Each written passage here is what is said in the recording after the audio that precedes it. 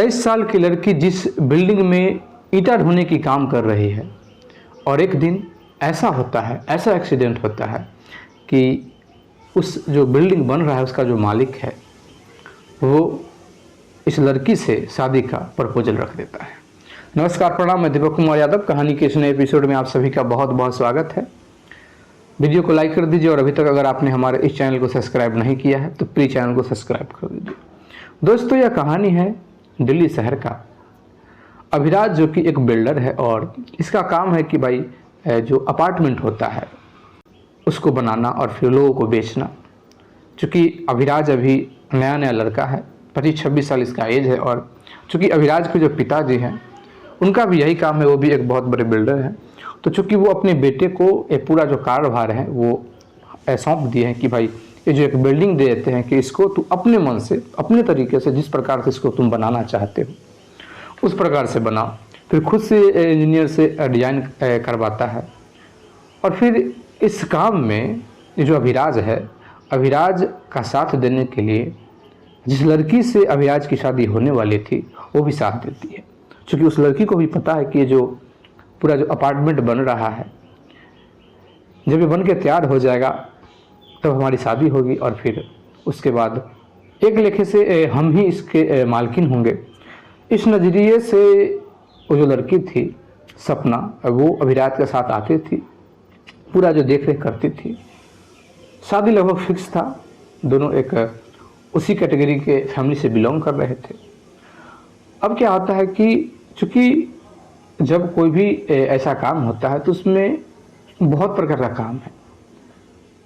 कोई है कि सेंटरिंग का काम है, कोई जो सरिया होता है उसको बांध रहा है, किसी का कुछ काम है, कोई अगर निचला तला जो रेडी हो गया है तो उसमें फर्नीचर का काम हो रहा है, फिर पेंटिंग हो रहा है, चुनाई हो रहा है, बहुत प्रकार के काम है। और लगभग सभी काम के लिए अलग अलग जो लोग होते हैं वो काम करते हैं। क्योंकि बहुत प्रकार का काम हो रहा था और उस पूरा जो अपार्टमेंट था उसमें लगभग 100-150 से ज़्यादा मजदूर काम कर रहे थे और मशीन भी साथ में लगा हुआ था और पूरा उस काम को लगभग 6 महीना तक चलना था उसी प्रकार से। और चूँकि एक ही अपार्टमेंट नहीं था, उसके बगल में भी और अपार्टमेंट जो था उसको तैयार करना था। तो एक जो लड़की है संध्या, ये अपने पूरे परिवार के साथ, संध्या और इसकी बहन, छोटी बहन और इसकी माँ, ऐसे तो गांव के बहुत सारे लोग थे वहाँ, उसके साथ कानपुर की रहने वाली थी, लेकिन अपने परिवार से 3 ही सदस्य उस बिल्डिंग में काम कर रहे थे। क्योंकि और जो इसकी जो बहन थी और इसकी जो माँ थी उसका कोई दूसरा काम था, वो अलग काम कर रही थी, उसी बिल्डिंग में काम कर रही थी लेकिन कोई और काम कर रही थी वो। लेकिन जो संध्या थी वो नीचे ही काम कर रही थी और इसका जो मेन काम था कि जहाँ ईंट रखा हुआ था एक स्थान पे, वहाँ से ईंट को उठाना और जो लिफ्ट लगा हुआ था लिफ्ट में जाके ईंट को रखना ताकि लिफ्ट के माध्यम से ईंट जो है ऊपर 4 तल्ला जो 5 तल्ला है वहाँ पहुँच सके। यही ये काम कर रही थी और पता नहीं इसके साथ एक दिन पहले क्या हुआ, थोड़ा सा स्वास्थ्य जो था वो हल्का फुल्का, ज़्यादा नहीं, हल्का खराब हुआ था, तो शायद शरीर में कमजोरी था। और ये जो है सर पे ईंट उठाती है और जैसे ही ले जा रही होती है, चूँकि मई जून का महीना था, गर्मी बहुत ज़्यादा था, बहुत ज़्यादा, इतना गर्मी था कि आप नाम मत लीजिए। जैसे ही 9 बजता है, 10 बजता है तो गर्मी जो है लग रहा था कि जैसे कि 12 बज रहा है, दोपहर हो गया, बहुत तेज धूप जो है, मतलब कि आप कह सकते हैं कि टेम्परेचर है जो अपना जो मैक्सिमम है उसको छू लेता था। लेकिन चूंकि अब समय है तो समय से पहले जा नहीं सकता है, अब 11 बजे से पहले जा नहीं सकते हैं। तो अपने सर पे जो ईंट था संध्या रखी हुई और फिर लिफ्ट के पास लेके जा रही होती है। इतनी ही देर में इसका जो सर है वो घूम जाता है, चक्कर आ जाता है और चक्कर आने के कारण ये गिर जाती है। तो एक जो ईंट है, एक तो गिर गई, ऊपर से एक जो ईंट है सीधे इसके पैर पे आके गिर जाता है और सारे लोग जो है वहाँ घेर लेते हैं। क्योंकि इसकी जो माँ थी और इसकी जो बहन थी वो जो बगल में एक और अपार्टमेंट बन रहा था, इसी का बन रहा था, अभिराज का ही बन रहा था, तो वहाँ वो लोग काम कर रहे थे। यहाँ ये बिल्कुल अकेली थी, मतलब अपने फैमिली से। लेकिन जितना भी साथ में मजदूर काम करते सभी घेर लेते हैं, कोई पानी मार रहा है, कोई कुछ कर रहा है, लेकिन ये पूरी तरीके से लगभग बेहोश है। क्योंकि अभिराज जो था उस समय ऐसे ही मॉनिटरिंग करने के लिए, देखने के लिए कामकाज कैसा चल रहा है, वो आया हुआ था। क्योंकि हर रोज़ अभिराज जो था वो 3-4 घंटा समय लगाता ही था, देखता था कि कहाँ क्या काम हो रहा है, ठीक हो रहा है कि नहीं, इंजीनियर से बात करता था, सब तरीके से। तुरंत चूँकि जब भी इस प्रकार से कोई घटना होता है तो जो बिल्डर होते हैं उनकी भी एक अलग जवाबदेही होती है, उनका पूरा जिम्मेवारी होता है। और जब भी कोई ऐसा किसी की मृत्यु भी हो जाती है तो उनको हर्जाना देना पड़ता है। अब क्या होता है कि अभिराज जो है तुरंत अपने गाड़ी में ये संध्या है इसको अंदर लाता है और फिर हॉस्पिटल लेके निकल जाता है। शुरू में 1-2 मजदूर साथ में आते हैं, उसके बाद हॉस्पिटल में एडमिट करा के अभिराज कहता है कि आप लोग चले जाएं, मैं यहाँ हूँ, मैं इसको जो भी होगा हम लोग यहाँ करेंगे।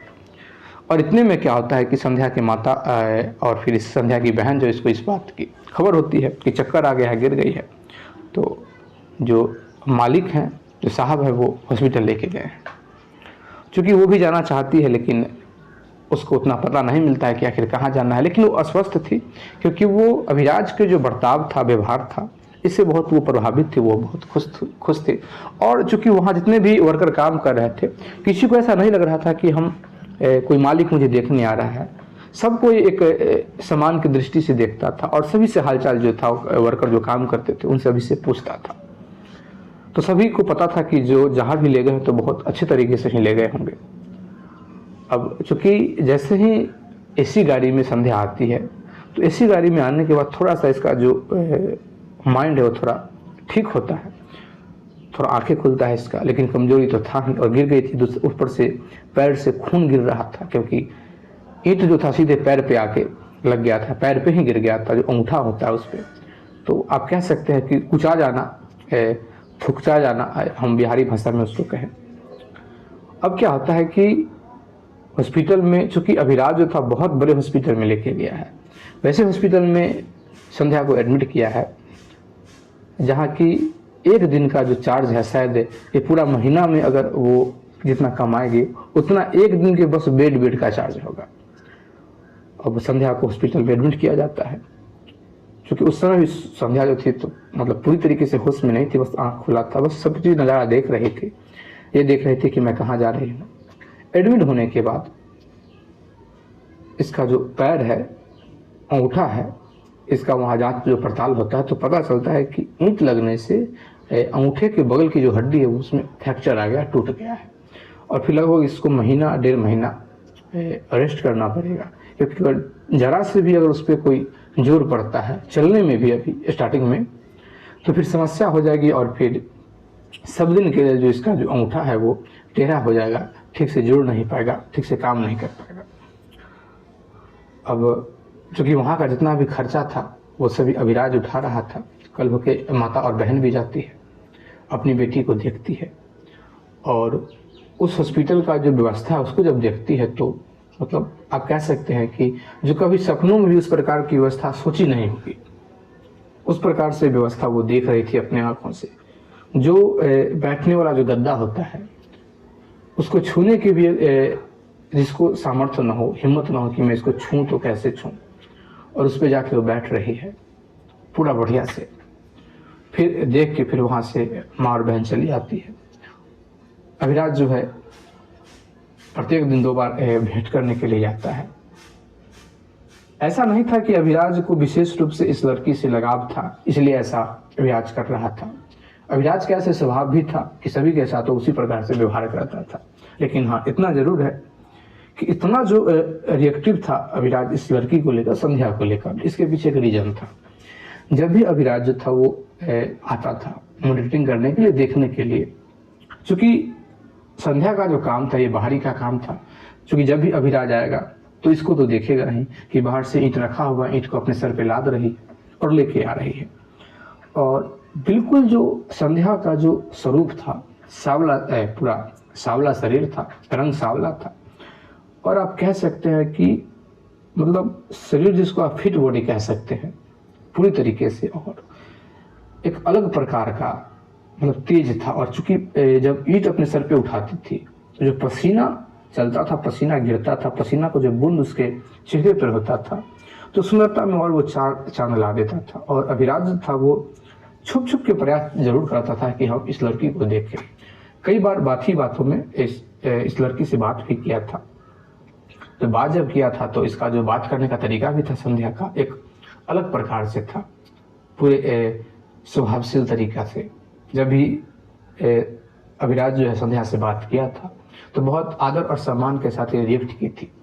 क्योंकि मालिक था तो रिएक्ट तो करना ही था, लेकिन जैसे सब करते थे उससे बहुत अच्छे तरीके से।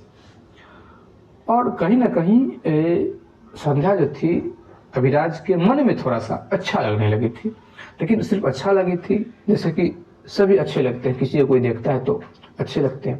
लेकिन अभिराज को वैसा प्लानिंग नहीं किया था, इसके मन में कुछ और बात चल नहीं रहा था। लेकिन चूंकि अब इसको मौका मिल चुका है कि भाई हॉस्पिटल में है और प्रत्येक दिन अभिराज जो है जाता है, बैठता है, बात करता है। बेड पे वो बैठी हुई है, बगल में साइड में बैठता है, वो लेटी हुई है, ये बगल में खड़ा होता है, खड़ा होकर ही पूछता है, जो कुछ सामान होता है उसको देता है, खिलाने पिलाने की जो वस्तु है अपने हाथों से खिलाता है। संध्या जो कि देख रही है इस बात को, उसको समझ में नहीं आ रहा था। संध्या को लग रहा था कि मैं अपने आप को भूलता जा रही हूँ, मैं कौन हूँ, कहाँ से आई हूँ, क्या करती थी, यहाँ क्या कर रही हूँ। संध्या को कुछ बात समझ में नहीं आ रहा है कि आखिर हमारे साथ हो क्या रहा है।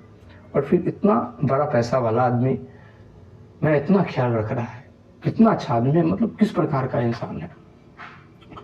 मतलब अभिराज के विषय में सोचने लगती है। और भाई जब भी कोई इंसान, लड़का हो या लड़की हो, जब इस प्रकार का कोई भी बात सोचते हैं तो स्वाभाविक सा बात है कि जब वो रात में सोएगा तो सपन जब आएगा तो फिर सपने में कुछ उसी प्रकार का जो वो चीज़ है उसको वो देखेगा या देखेगी। संध्या के साथ भी वैसा ही होता है, क्योंकि संध्या कुछ उतना डिटेल में नहीं सोची थी, बस इतना ही सोची थी कि ये मुझे कितना ख्याल रख रहे हैं।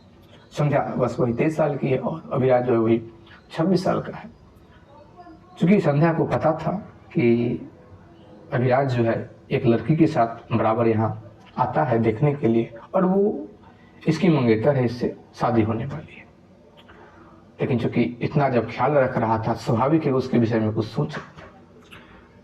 जैसे ही संध्या रात में सोती है तो एक स्वप्न देखती है। स्वप्न में अपने आप को एक दुल्हन के रूप में पाती है और फिर अभिराज जो है उसको एक दूल्हा के रूप में पाती है।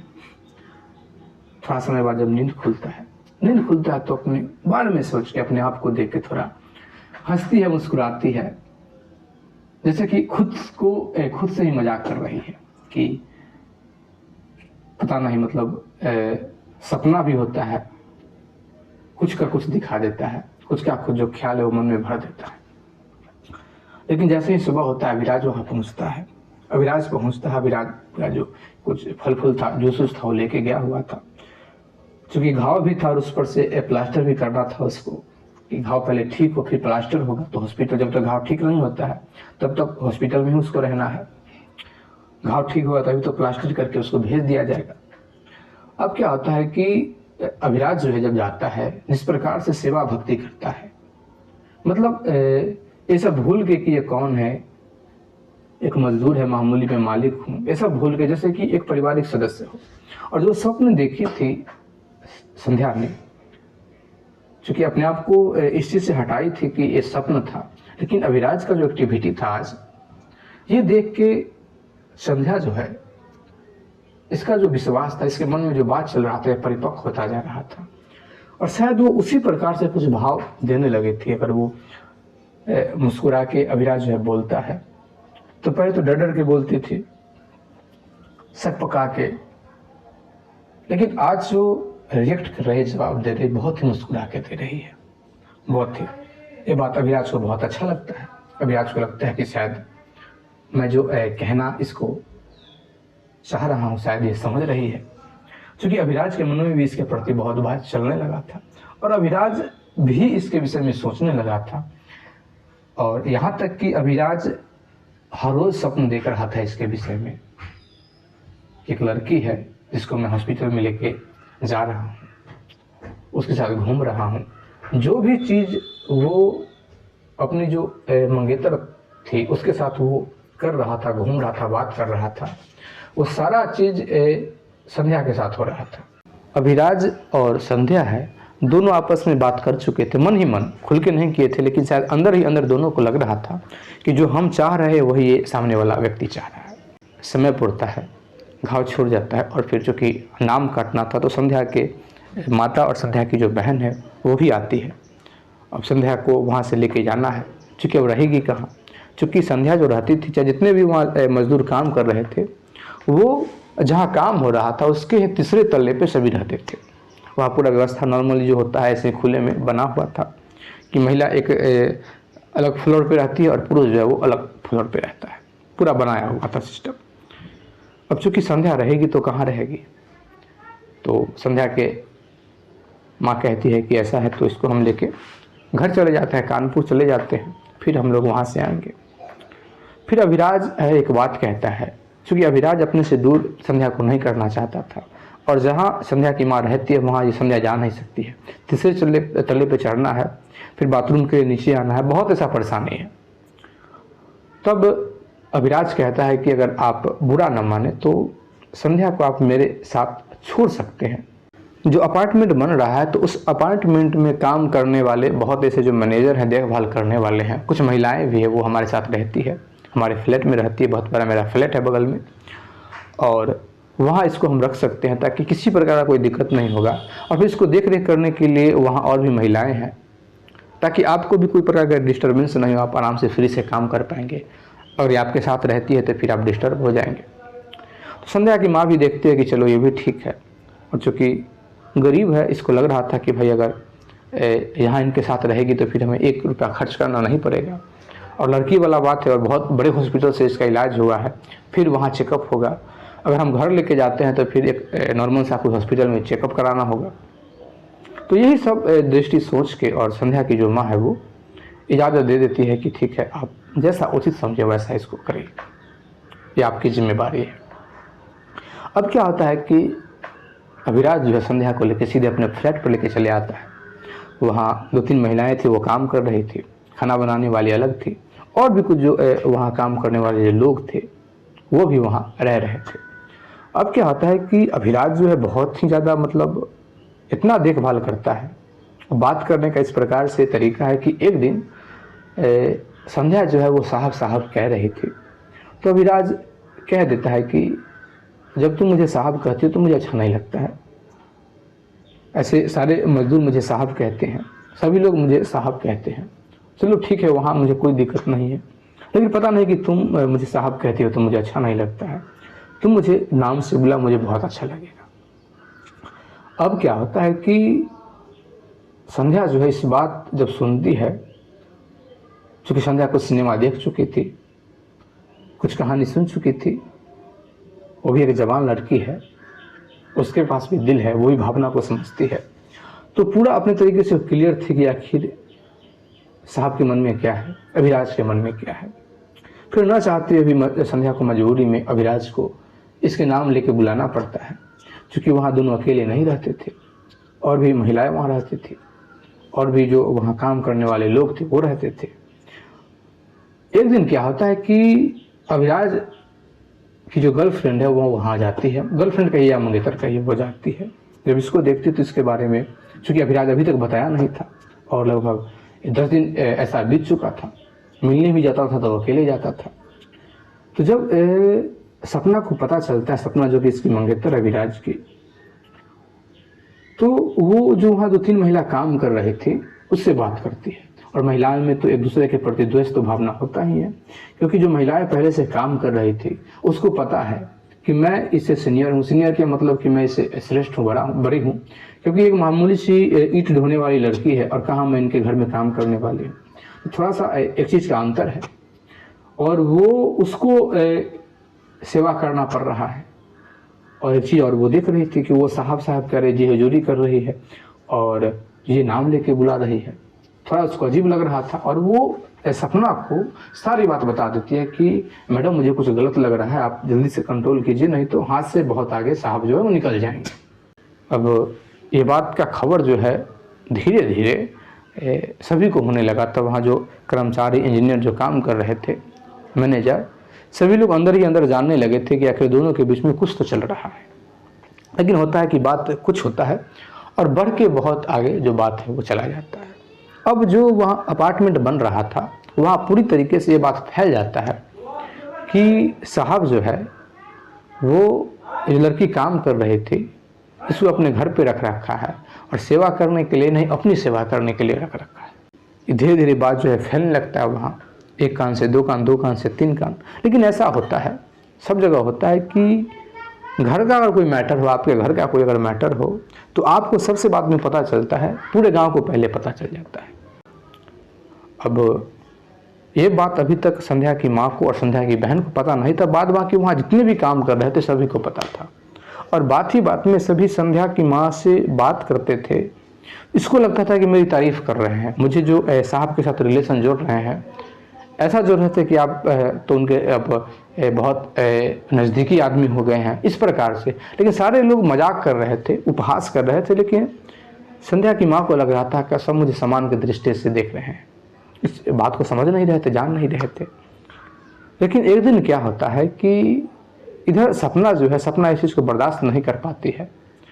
सपना देखती है कि इस चीज़ का जो पूरा जो भंडाफोड़ है वो करना ही पड़ेगा और इस लड़की को यहाँ से हटाना ही पड़ेगा। किसी प्रकार का अगर हम दूसरा रास्ता अगर अपनाते हैं तो फिर दिक्कत हो जाएगा। उसके बाद एक दिन बिना अभिराज को बताए हुए सपना जो है वो वहाँ जाती है, सारे मजदूर को इकट्ठा करती है, लोग जितने भी वहाँ मजदूर काम कर रहे थे सभी को इकट्ठा करती है और अपनी बात पूरा रख देती है कि, और सपना संध्या की जो माँ है, संध्या की माँ और बहन को बीच में खड़ा कर देती है और पूरा बात बताती है कि ये बहुत चालाक है, अपनी जवान बेटी को भेज रखा है, इस प्रकार से कि आज तक हमने ऐसा इंसान कभी देखा नहीं।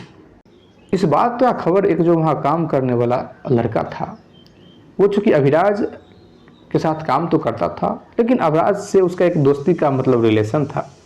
जब उसको पता चला ये बात, वो भी चाहता था कि हमारा जो साहब है उसको एक मतलब वो लव मैरिज करे। होता कि साथ रहने वाला है, साहब भी कहता था और एक दोस्ती की नज़र से भी कभी कभी नाम से भी बुलाता था। वो अभिराज को पूरी जो बात है वो बता देता है। अभिराज है वो तुरंत संध्या को गाड़ी पे बैठाता है और उस स्थान पे लेके आता है तो देखता है कि पूरा भीड़ लगा हुआ है। पूरा जब भीड़ लगा हुआ है, संध्या जैसे ही उतरती है तो एकदम से संध्या की जो माँ है हाथ जोड़ के रोने लगती है और कहती है कि साहब आपने ऐसा ऐसा कहा था इसलिए मैंने भेज दिया, सारे लोग वहाँ मुझे इल्ज़ाम लगा रहे हैं, मुझे गालियाँ दे रहे हैं और यहाँ तक कि मैडम भी मुझे इस प्रकार से बोल रही है। अब हम लोग को छुट्टी कीजिए क्योंकि अब हम लोग यहाँ काम करने लायक नहीं है। पूरा चीज़ देखने के बाद, सारे लोग का माहौल देखने के बाद अभिराज जो है वो, चूँकि संध्या भी वहाँ खड़ी थी और संध्या की जो माँ है वो संध्या के पास जाती है और कहती है कि एक बात तुम मुझे सरेआम बताओ सबके भीड़ में, सबके सामने में, कि तुमने कोई गलत काम अभी तक किया नहीं ना है जिससे कि मेरा जो सर है जो नीचे झुके। हम लोग यहाँ मेहनत मजदूरी करने आते हैं, अपना इज्जत बेचने नहीं आते हैं।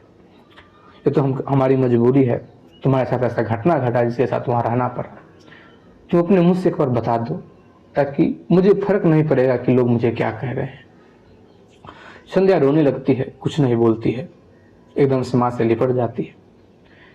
अब क्या होता है कि अभिराज चूंकि ये सारा दृश्य देख रहा था, सारे लोग का जो मोमेंट देख रहा था और सपना जो बोल रही थी, सपना का मोमेंट भी अभिराज समझ रहा था। फिर अभिराज कहता है एक शब्द कि आप लोग ध्यान से सुनिए जो मैं कहने जा रहा हूँ, कि अगर आप लोगों के मन में इसके प्रति, इस लड़की के प्रति कुछ गलत भाव आ रहा है तो मेरे कहने से तो निकलेगा नहीं, और जो गलत भाव एक बार आ चुका है वो तो आ चुका है। फिर क्या होता है कि अभिराज कहता है कि आप लोग हाथ उठाइए कि आप लोग कितने व्यक्ति इसमें से इसके गांव से हैं। तो पता चलता है कि लगभग 40 जो व्यक्ति है वो इसके ही गांव से है। फिर अभिराज कहता है कि इतना इसका यहाँ हल्ला हो चुका है कि अभी तो गांव में भी नहीं रह पाएगी, कोई इसको जीने नहीं देगा, तो मेरा भी कुछ फर्ज बनता है। और वो संध्या के माँ के सामने में हाथ जोड़ लेता है और कहता है कि देखिए माँ जी, अभी तक हमने कुछ ऐसा गलत काम नहीं किया है, कुछ नहीं किया है, लेकिन अगर आप इजाज़त दें तो मैं संध्या से शादी करना चाहता हूँ और इसे एक पत्नी के रूप में रखना चाहता हूँ। जैसे ही ये बात होता है कि सारे में पूरा एकदम अंदर ही अंदर बात चलने लगता है। जब ये बात सपना सुनती है तो एकदम गुस्सा हो जाती है, और चूँकि वो भी कोई ऐसा तो थी नहीं, वही बड़े बाप की बेटी थी, एकदम कहती है कि तुमको जो करना है वो करो, ये दिखावे मुझसे मत करो, मुझे पता है कि तुम इसे शादी कर चुके हैं, तुम्हारे और इसके बीच कुछ बचा हुआ नहीं है, जो भी दिखावे के लिए कहना है वो कह लो। इतना करके सपना वहाँ से निकल जाती है कि तुम क्या मुझे को छोड़ोगे, मैं भी तुमको छोड़ के जा रही हूँ। वो वहाँ से निकल जाती है। फिर अभिराज जो है वो फिर से रिक्वेस्ट करता है और एक बार संध्या से अभिराज पूछता है साइड में ले जाके कि मैं तुमसे प्रेम करता हूँ, ये बात तुमको भी पता है, तुम मुझसे प्रेम करती हो कि नहीं, ये बात बता दो। संध्या कुछ नहीं बोलती, बस उसके आंखों से आंसू चल रहा था, क्योंकि जो कभी सपना में भी सोच नहीं सकती थी वो उसके साथ हो रहा था। जिस बिल्डिंग में एक महज एक ईंटा ढोने की काम कर रही, मजदूर की काम कर रही है, उस बिल्डिंग की वो मालकिन होने वाली थी। फिर कई बार रिक्वेस्ट करने के बाद सारे जो लोग हैं वो मान जाते हैं। ऐसा नहीं था कि इसके पास पैसा है तो एक ही बार में मान गए, इसको भी रिक्वेस्ट करना पड़ा, लोगों को समझाना पड़ा कि वास्तव में हम भी प्रेम किए हैं, मुझे भी इससे लगाव हो गया और हम शादी करना चाहते हैं। और आज वो जो संध्या है उस पूरे जो अपार्टमेंट है उसकी मालकिन है, ऐसा कई अपार्टमेंट है उसकी मालकिन है वो। और ऐसा ही हुआ था कि एक बार एक जो लड़की जो मजदूरी कर रही थी उसके साथ कोई जो मैनेजर था उसने कुछ गलत शब्द का इस्तेमाल किया था, नीचा दिखाने की कोशिश किया था। तो संध्या जो थी वो डांट दी थी और कहती है कि इसकी जो मजबूरी है मैं समझ पा रही हूँ, क्योंकि एक दिन मैं भी इसके ही जैसा ईंटा उठाने के लिए यहाँ आई थी, दिल्ली शहर में आई थी। दोस्तों, इस कहानी के माध्यम से एक बात तो ज़रूर है कि शादी अगर आप करना चाहते हैं तो कुछ वैसा कीजिए। अगर आपके पास पावर है, पैसा है, तो कुछ वैसा कीजिए जैसे कि लोग भी याद रखें। और इतना ज़रूर है कि अगर आप पैसे वाले हैं, अगर आप किसी गरीब की लड़की से शादी करते हैं बिल्कुल दहेज मुक्त, तो आप विश्वास कीजिए आपको उतना प्यार मिलेगा, उतना मिलेगा जितना कि शायद आप संभाल ना पाए। आपने जीवन में भी ऐसा कभी सोचा नहीं होगा, उतना प्यार मिलेगा आपको। लेकिन बशर्ते एक शर्त है कि प्यार पाने के लिए इंसान को अहंकार से बाहर निकलना पड़ता है।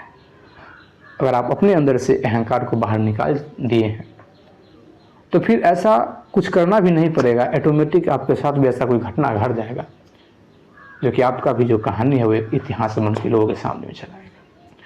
दोस्तों, आप इस कहानी के विषय में क्या कहना चाहते हैं कमेंट करके ज़रूर बताइएगा। अगर आप इसी प्रकार का और भी स्टोरी सुनना चाहते हैं तो प्लीज़ हमारे चैनल को सब्सक्राइब कर दीजिए, लाइक कर दीजिए, कमेंट कर दीजिए, शेयर कर दीजिए। जय हिंद, जय भारत।